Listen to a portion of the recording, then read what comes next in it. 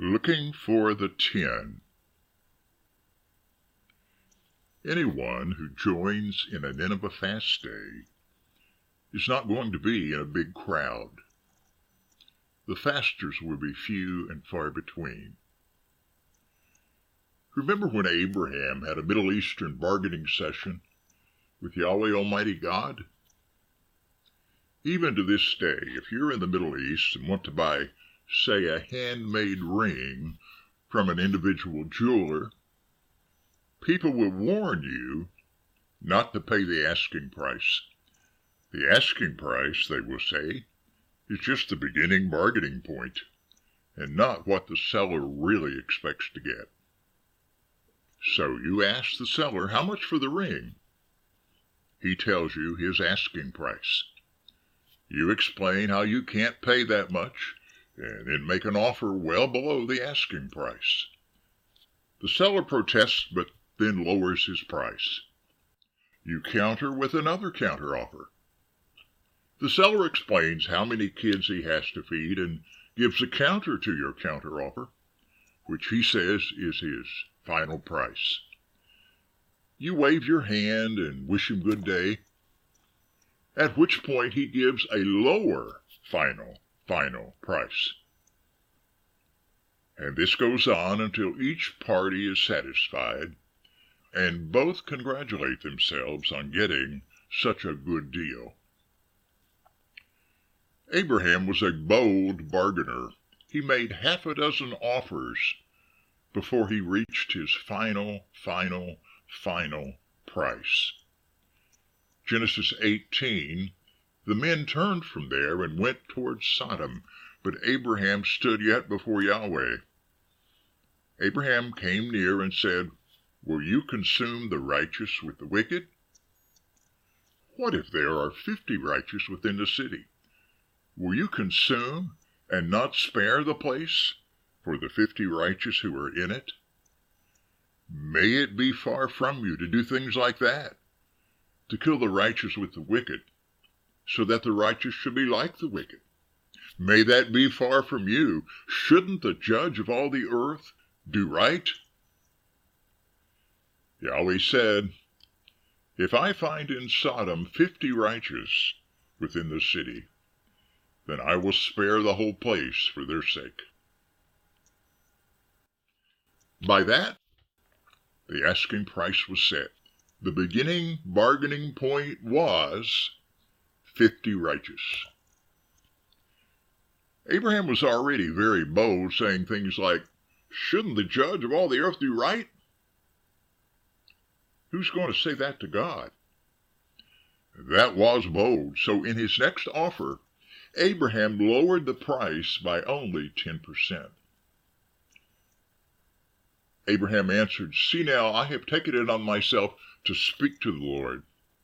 Although I am dust and ashes, what if there will lack 5 of the 50 righteous? Will you destroy all the city for lack of 5? Yahweh said, "I will not destroy it if I find 45 there." Okay, Abraham's offer was accepted, but Abraham grew still bolder.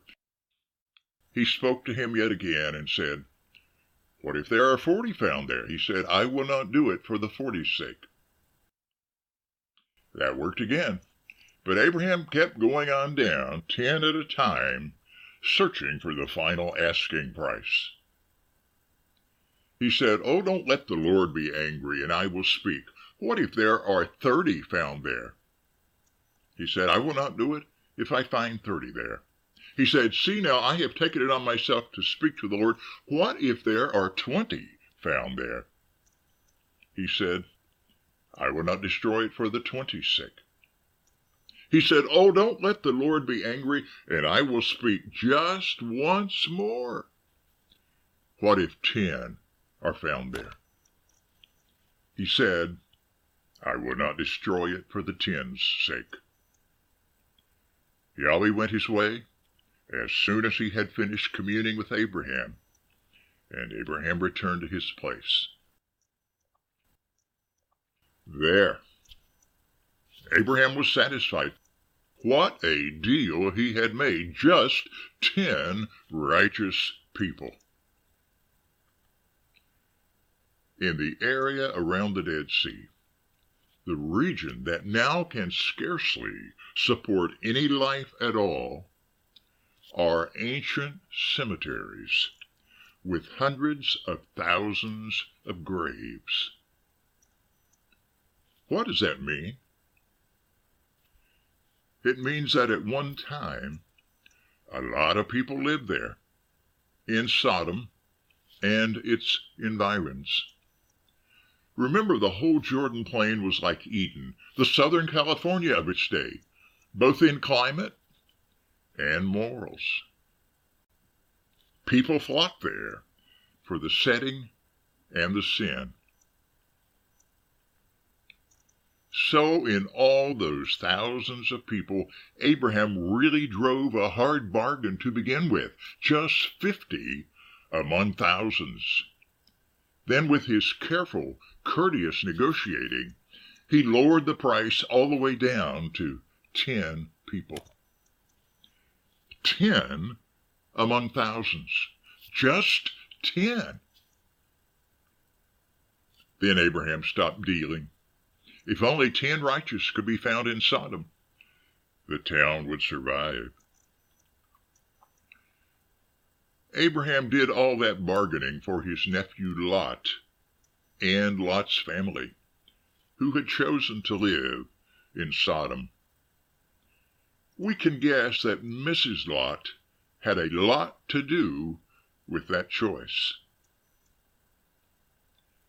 Abraham had 10 fingers. That's all that were needed to save Lot. Abraham might have counted up 1, Lot, described by Peter as righteous. 2, Mrs. Lot, whose best quality was that she was married to Mr. Lot. 3 and 4, 2 daughters. The fact that they were virgins in Sodom says a lot for them. 5 and 6, their betrothed husbands, who wanted women for wives, and had not defiled them. Already Abraham could count up to 6 people. Only 4 more were needed to save Sodom and Lot and his family. Could 4 fine people be found in that city of sin? In that whole horde of people, could there be just 10 righteous? Was Abraham's deal the real deal? No. Abraham had misfigured. He didn't totally miss it. He knew that God valued the righteous so much that if 50, 45, 40, 30, 20, or even 10 were found in Sodom, they would not be destroyed with the city. Abraham got that right. Well, how incredible is that? How enormous is the value to God of each of those 10 righteous? If the city had 10,000 people, then each of those 10 righteous could postpone the deaths of 1,000 reprobates, 1,000 to 1. Abraham could see the Jordan Plain and the towns down there from his hills. He knew how many people were there, and he had Yahweh figured exactly right. 10 righteous to Yahweh would be worth more than all the sinners in that whole Jordan Plain. Way to go, Abe. But Abraham made 2 major miscalculations. 1, he quit bargaining at 10. Apparently, he reasoned that, along with the 6 in Lot's family, surely there were 4 more somewhere there in that wealthy town who had not succumbed to animalistic perversion. Wrong. 10 were not to be found. Genesis 19, but before they lay down, the men of the city, the men of Sodom, surrounded the house, both young and old, all the people from every quarter. Abraham's second miscalculation was the assumption that if 50 or 40 or even 10 righteous could not be found in the city, then Yahweh would go ahead and destroy the righteous with the wicked. Wrong again, Abraham. Sorry. Regardless of their number, the righteous were not destroyed when the sinners were. How many righteous were there? 3.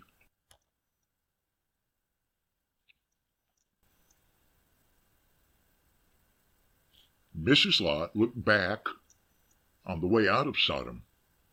Why did she look back? She missed Sodom even before she got away from it. The 2 husbands-to-be were not part of the crowd attacking Lot's guests, but they just didn't believe God. They had already seen the Sodomians hit with blindness when the crowd tried to attack the heavenly messengers. Not every day you see that, right? But that little miracle didn't register with those 2 guys. So when they were told to flee because the city would be destroyed, nah, we're not going anywhere. And they said that even as their wives-to-be were leaving. Sayonara, sweetheart. Lot and his 2 daughters were the only ones left who actually left. 3. How valuable were those 3? Those 3 received a personal, angelic escort out of the war zone, and the brimstone bombs didn't start to fall until they were gone. Anyone who joins in a Nineveh fast day is not going to be in a big crowd. Don't worry about it. Don't be discouraged by the nano numbers. You who are 1 in 1,000, 1 in 10,000, 1 in 1,000,000, don't underestimate how much God values your dedication to Him. And in a day of hunger, eat that up.